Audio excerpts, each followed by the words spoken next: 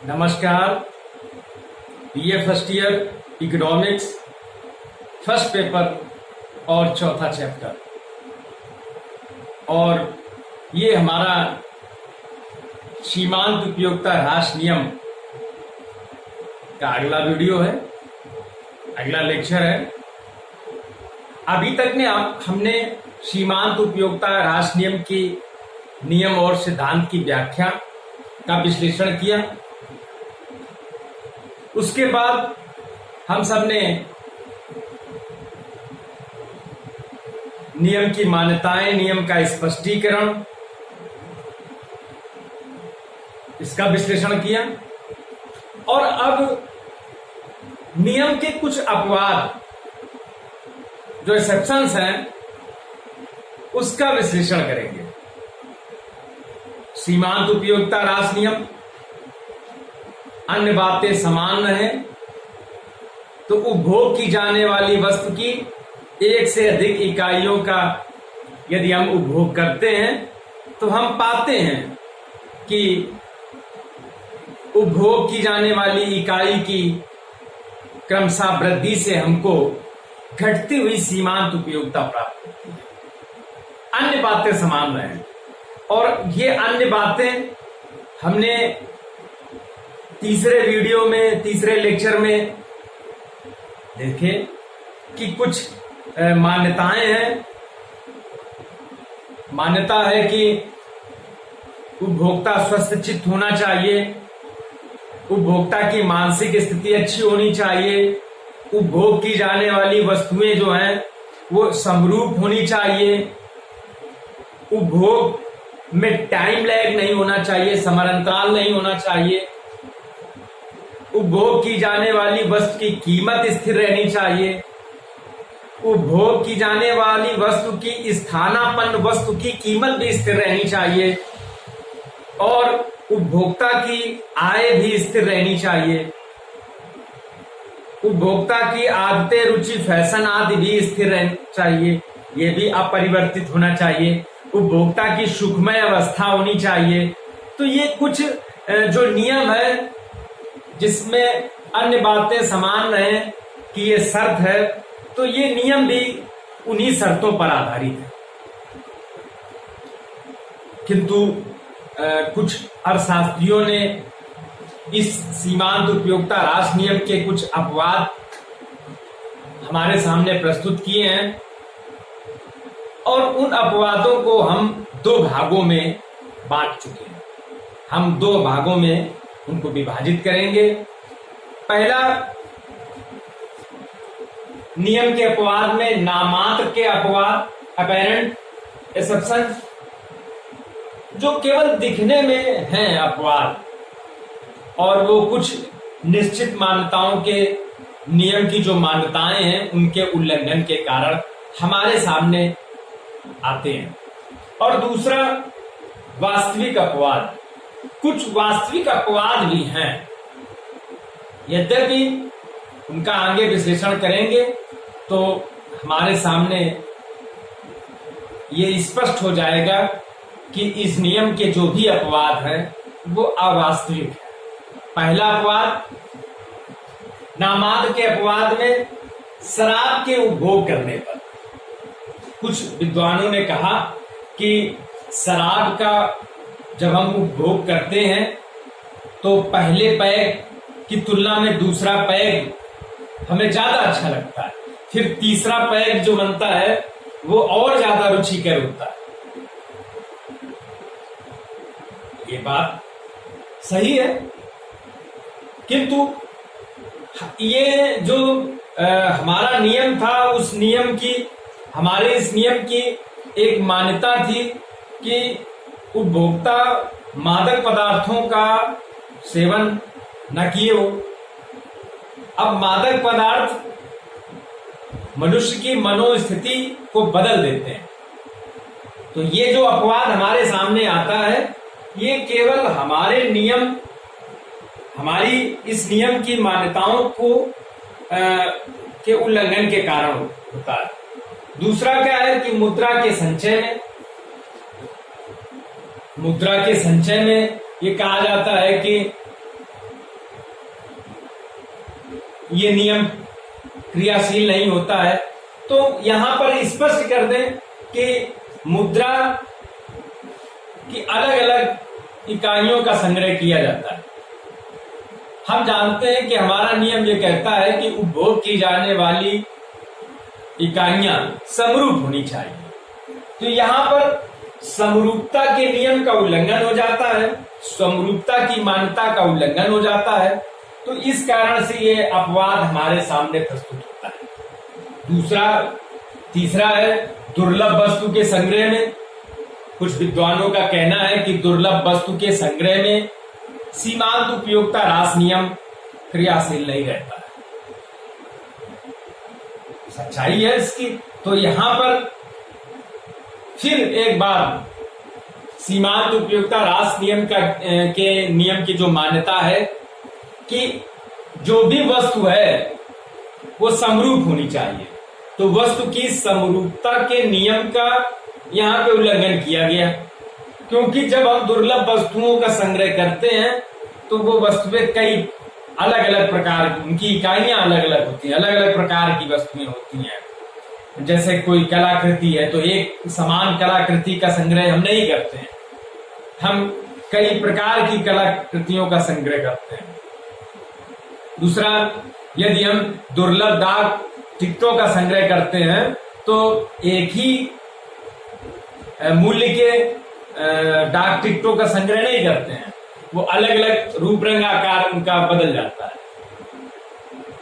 इसी प्रकार से कई एंटीक आइटम्स जो हम इकट्ठा करते हैं वो अलग अलग होते हैं। तो यहाँ पर जो हमारे नियम की मान्यता है कि उपभोग की जाने वाली जो वस्तुएं हैं वो समरूप होनी चाहिए, तो समरूपता की मान्यता के खंडन के कारण ये अपवाद हमारे सामने आता है कि दुर्लभ वस्तु के संग्रह। और चौथा है शक्ति संचय व प्रदर्शन करने के शौक में। यहां पर भी शक्ति संचय, कुछ विद्वानों का ये मानना है कि शक्ति संचय और प्रदर्शन, शक्ति प्रदर्शन जो है इसके करने के शौक में यह नियम क्रियाशील नहीं होता है। तो यहां पर पुनः जो नियम के समर्थक विद्वान और शास्त्री हैं उन्होंने कहा कि इसमें भी जो मानसिक स्थिति, स्वस्थ मानसिक स्थिति का जो बात आती है उस नियम का उल्लंघन होता है शक्ति संचय में, और प्रदर्शन करने में वस्तु की समरूपता की मान्यता का उल्लंघन होता है। इसी प्रकार से ये कहा गया कि उपभोक्ताओं की संख्या बढ़ने पर सीमांत उपयोगिता बढ़ जाती है। और उदाहरण ये दिया गया कि टेलीफोन का उदाहरण दिया गया कि जैसे जैसे टेलीफोन के उपभोक्ता बढ़ गए तो जो कॉन्ट्रैक्ट हैं वो सब बढ़ गए, जो कॉन्ट्रैक्ट होते हैं सब बढ़ गए। तो उससे क्या हुआ कि वो टेलीफोन की उपयोगिता बढ़ गई। सही है, टेलीफोन के उपभोक्ताओं की संख्या बढ़ने से हम ज्यादा से ज्यादा लोगों से बात कर सकते हैं। किंतु इस नियम के समर्थक विद्वानों ने यह तर्क दिया कि यहां पर उपभोक्ताओं की संख्या बढ़ गई, और जबकि ये नियम जो है वो एक उपभोक्ता के उपभोग पर आधारित है। तो चूंकि उन विद्वानों ने नियम के विरुद्ध, जो विद्वान थे उन्होंने इस नियम की मान्यता का उल्लंघन किया। अब चूंकि उपभोक्ता की संख्या बढ़ गई है, इस कारण से सीमांत उपयोगिता ह्रास नियम वहां क्रियाशील नहीं होगा। तो यहां पे क्या है कि नियम की मान्यता का उल्लंघन किया गया है, इस कारण से यह अपवाद हमारे सामने आता है। तो ये जो 5 अपवाद हैं ये नामात्र के अपवाद हैं। और फिर उसके बाद कुछ विद्वानों ने वास्तविक अपवाद बताए, रियल एक्सेप्शन बताए। तो उसमें कहा कि सरस कविता, मधुर गाने और अच्छी पुस्तक पढ़ने में यह नियम क्रियाशील नहीं होता है। सरस कविता, अच्छी पुस्तक, मधुर गाने, तो ये नियम के जो विरुद्ध विद्वान और शास्त्री थे, उन्होंने कहा कि यह नियम सरस कविता, मधुर गाने और अच्छी की पुस्तक पढ़ने में क्रियाशील नहीं है। जैसे जैसे हम कोई मधुर कविता सुनते हैं तो उस कविता को सुनने की और तीव्रता बढ़ती है। इसी प्रकार से मधुर गाने, जो अच्छे गाने हमें लगते हैं, वो बार बार सुनने की इच्छा होती है। और अच्छी पुस्तक, इसके संदर्भ में भी कहा गया कि अच्छी पुस्तक पढ़ने में भी बार बार इच्छा होती है। किंतु नियम के जो समर्थक विद्वान हैं, उन्होंने कहा कि ये कुछ समय के लिए तो हो सकता है, कुछ अवधि के लिए ये हो सकता है कि सरस कविता, मधुर गाने, अच्छी पुस्तक पढ़ने से सीमांत उपयोगिता बढ़ती हुई हमें मिले। किंतु एक स्थिति आएगी जब सरस कविता, जो कविता है, वो हमें याद हो जाएगी। उसके बाद हम, जब वो कविता हमें याद हो जाएगी तो हम उस कविता को पढ़ेंगे नहीं। यही स्थिति मधुर गानों के संदर्भ में है। जो गाने हमें रुचिकर हैं, वो गाने यदि हमें याद हो जाएंगे तो हम सुनेंगे नहीं। और यही अच्छी पुस्तक के संदर्भ में भी कहा जाता है कि यदि वो पुस्तक हमें फिर याद हो जाएगी तो हम उसे नहीं पढ़ेंगे। तो नियम के जो समर्थक विद्वान हैं, उन लोगों ने कहा कि ये कुछ समय के लिए तो हो सकता है कि सरस कविता, मधुर गाने व अच्छी पुस्तक पढ़ने में हमें कुछ समय तक सीमांत उपयोगिता बढ़ती हुई प्राप्त हो सके। किंतु एक स्थिति ये आएगी जब सीमांत उपयोगिता घटती हुई हमें मिलेगी। एक और वास्तविक अपवाद बताया गया कि उपभोग की प्रारंभिक अवस्था, और ये सही है कि उपभोग की प्रारंभिक अवस्था में उपभोग की जाने वाली वस्तु की इकाइयों से हमें बढ़ती हुई सीमांत उपयोगिता प्राप्त होती है। और ऐसा तब होता है जब हम उस वस्तु के उपभोग की तीव्रता अधिक होती है। तो नियम के जो समर्थक विद्वान थे, उन्होंने कहा कि हाँ, ये कुछ समय के लिए हो सकता है। उपभोग की प्रारंभिक अवस्था में सीमांत उपयोगिता बढ़ती हुई प्राप्त हो सकती है, किंतु अंतिम स्थिति में सीमांत उपयोगिता घट जाए। तो इस प्रकार से जो नामात्र के अपवाद और जो वास्तविक अपवाद हमारे सामने आते हैं, इस नियम के समर्थक विद्वानों का कथन है कि वो केवल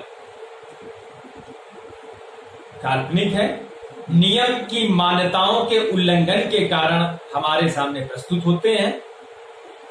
यह नियम विश्वव्यापी है, इसकी क्रियाशीलता विश्वव्यापी है।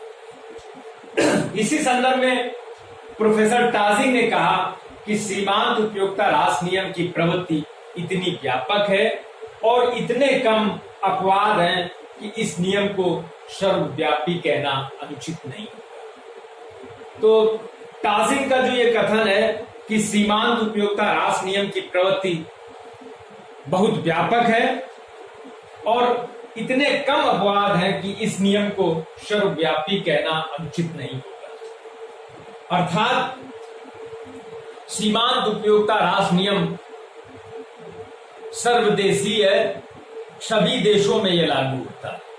और ये नियम क्या है कि अन्य बातें समान रहें, तो जैसे जैसे उपभोग की जाने वाली वस्तुओं की इकाइयों की संख्या बढ़ती है, प्रत्येक वृद्धि के साथ हमें घटती हुई सीमांत उपयोगिता प्राप्त धन्यवाद।